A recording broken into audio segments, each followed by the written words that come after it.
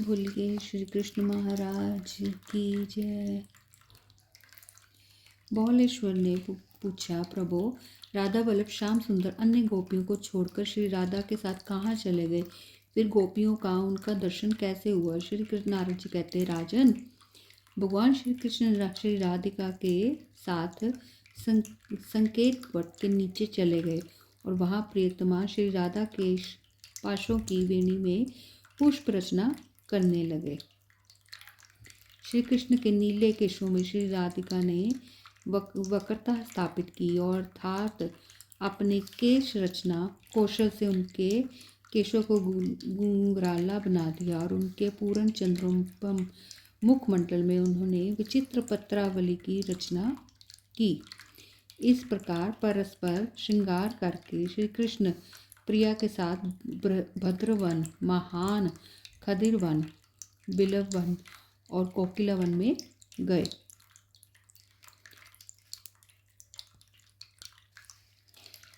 उधर श्री कृष्ण को खोजती हुई गोपियों ने उनके चरण चिन्ह देखे, जो चक्र, ध्वजा, छत्र, स्वस्तिका, अंकुश, बिंदु, अष्टकोण, वज्र, कमल, नील शंख, घट, मत्स्य, त्रिकोण, बाण, उदर्भ रेखा, धनुष, गोखुर और अर्ध चंद्र के चिन्हों से सुशोभित महात्मा श्री कृष्ण के पद चिन्हों का अनुसरण करती गोपांगनाएं उन चिन्हों की धूलि ले लेकर अपने मस्तक पर रखती और आगे बढ़ती जाती थी।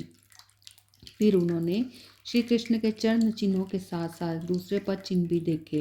वे ध्वजा, पद्म, छत्र, जो उदर्भ रेखा, चक्र, अर्ध चंद्र, अंकुश और बिंदुओं से सुशोभित होते थे।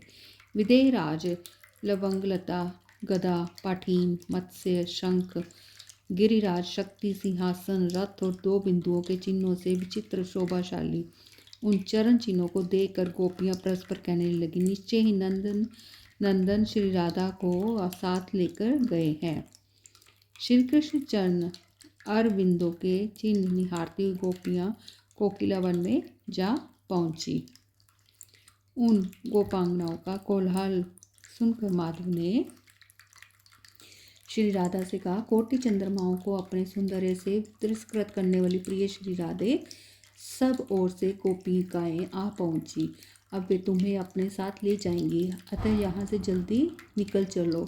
उस समय रूप, यौवन, कौशल्य, चातुर्य और शील के गर्व से गर्भिली मानवती राधा रमापति से बोली। श्री राधा ने कहा, प्यारे, मैं कभी राजभवन से बाहर नहीं निकली थी, किंतु आज अधिक चलना पड़ा है, अतः अब एक विपाग चलने में समर्थ नहीं हूँ। देखते नहीं, मैं सुकुमारी राजकुमारी पसीना पसीना हो गई हूँ, फिर भी मुझे कैसे ले चलोगे? श्री नारद जी कहते हैं, ये वचन सुनकर श्री राधिका वल्लभ श्री कृष्ण श्री राधा के ऊपर अपने दिव्य पीताम्बर से हवा करने लगे। फिर उनका हाथ थाम कर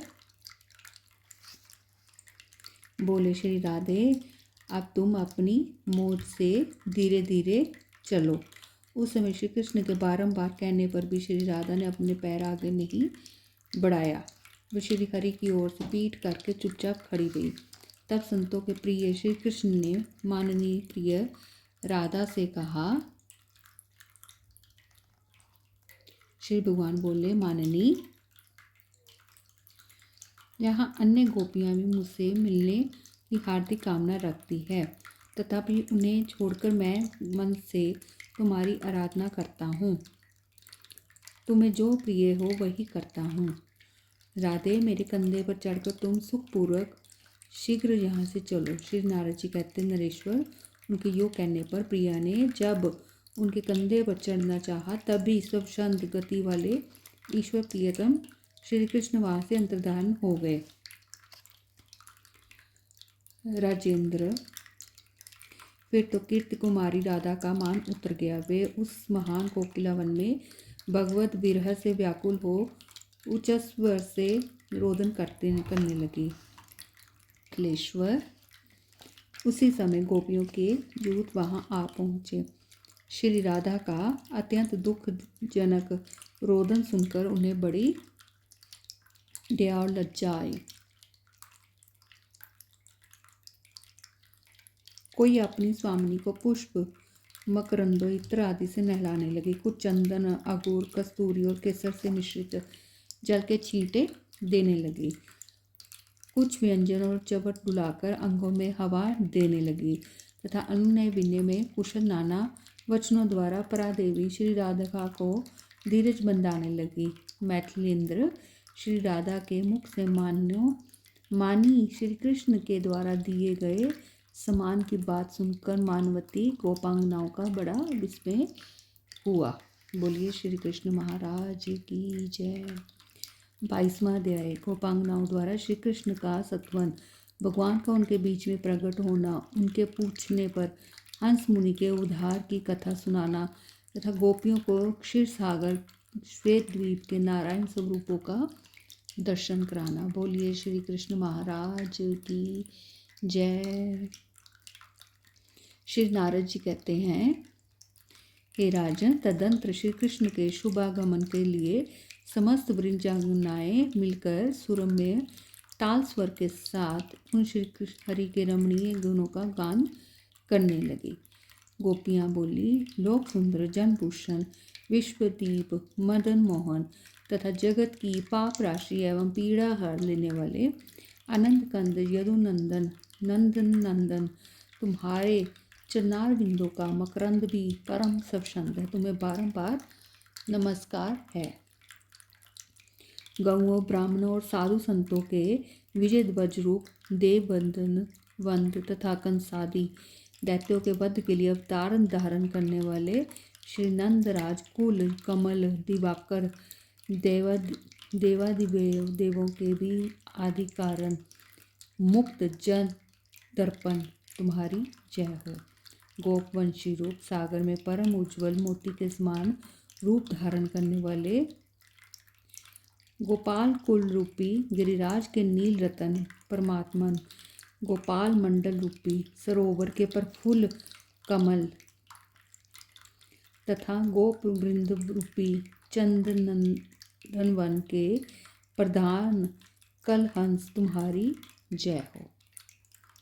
प्यारे श्याम सुंदर, तुम श्री राधिका के मुखारविंद का मकरंद पान करने वाले मधुप हो। श्री राधा के मुख चंद्र की सुधामयी चंद्रिका के आस्वादक चकोर हो। श्री राधा के वक्ष स्थल पर विद्योतमान चंद्रहार हो तथा श्री राधिका रूपणी माधवी लता के लिए कुसुमाकर ऋतुराज वसंत हो, जो रास रंग में स्थली में अपने वैभव लीला शक्ति से भूरी भूरी लीलाएं प्रकट करते हो, जो गोपनांगाओं के नेत्रों तथा जीवन के मूलाधार एवं हार रूप स्वरूप हो तथा श्री राधा के मांस करने पर भी जिन्होंने स्वयं मान्य कर लिया है। वे श्याम सुंदर श्री हरि हमारे नेत्रों के समक्ष प्रकट हो, जिन्होंने गोपिकाओं के समस्त यूथों को श्री वृंदावन की भूमिका तथा गिरिराज गोवर्धन को अपनी चरण धूलि से अलंकृत किया है, जो संपूर्ण जगत के उद्धार तथा पालन के लिए भूतल पर प्रकट हुए हैं, जिनकी कांति अत्यंत श्याम है और भुजाएं नागराज के शरीर की भांति सुशोभित होती है। उन नंद नंदन माधव की हम आराधना करती हैं। प्राणनाथ, तुम्हारे बिना वियोग व्यथा से पीड़ित हुई हम सब गोपियों को चंद्रमा सूरज की किरणों के समान दाहक प्रतीत होता है। ये संपूर्ण वनांत भाग जो पहले प्रसन्नता का केंद्र था, अब इसमें आने पर ऐसा जान पड़ता है मानो हम लोग 80 पत्रवन में प्रविष्ट हो गई हैं और अत्यंत मंद मंद गति से प्रवाहित होने वाली वायु हमें बाण सी लगती है। हरे राजा सुदास की रानी मदयंती को अपने पति के विरह से जो दुख हुआ था, उससे 1000 गुना दुख नल की महारानी दमयंती को पति वियोग के कारण प्राप्त हुआ था।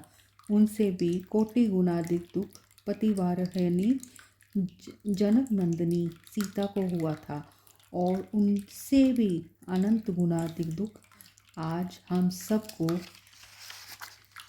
हो रहा है। श्री नारद जी कहते हैं, राजन, इस प्रकार रोती हुई गोपांगनाओं के बीच में कमल नयन श्री कृष्ण सहसा प्रकट हो गए मानो अपना अभीष्ट मनोरथ स्वयं आकर मिल गया हो। उनके मस्तक पर किरीट, भुजाओं में केयूर और अंगद तथा कानों में कुंडल नामक भूषण अपनी दीप्ति फैला रहे थे। स्त्रिग्ध, निर्मल, सुगंध पूर्ण नीले घुंघराले केश कलाप मन को मोह लेते थे। उन्हें आया देख समस्त ब्रह्मचारिणाएं एक साथ उठकर खड़ी हो गई। जैसे शब्द आदि सूक्ष्म भूतों के समूह को देखकर ज्ञानेंद्रियां सहसा श्रेष्ठ हो जाती हैं। राजन, उन गोप सुंदरियों के मध्य भाग में राधा के साथ श्याम सुंदर श्री कृष्ण बांसुरी बजाते हुए इस प्रकार नृत्य करने लगे मानो रति के साथ मूर्तिमान काम नाच रहा हो। जितनी संख्या में समस्त गोपियां थी उतने ही रूप धारण करके श्री हरि उनके साथ ब्रज में रास विहार करने लगे। ठीक उसी तरह जैसे जागृत आदि अवस्थाओं के साथ मन क्रीड़ा कर रहा हो। उस समय उस वन प्रदेश में दुख रहित हुई ब्रजंगनाएं वहां खड़े हुए श्याम सुंदर श्री कृष्ण से हाथ जोड़कर गद्यवाणी में बोली। गोपियों ने कहा, श्याम सुंदर, जो सारे जगत को तिनके की भांति त्याग कर तुम्हारे चरणार विंदों में अपना तन मन और प्राण अर्पित कर चुकी हैं, इन गोपियों के इस महान समुदाय को छोड़कर तुम कहाँ चले गए थे? बोलिए श्री कृष्ण महाराज की जय। श्री भगवान बोले, गोपांगनाओं, पुष्कर द्वीप के दधिमंडोद समुद्र के भीतर रहकर हंस नामक महामुनि तपस्या कर रहे थे। वे मेरे ध्यान में रत रहकर बिना किसी हेतु या कामना के भजन करते थे। उन तपस्या महामुनि को तपस्या करते हुए 2 मनवंतर का समय इस तरह बीत गया। उन्हें आज ही आधे योजन लंबा शरीर धारण करने वाला एक मत्स्य निगल गया था। फिर उसे भी मत्स्य रूप धारण असुर पौंड्र निगल गया। बोलिए श्री कृष्ण महाराज की जय।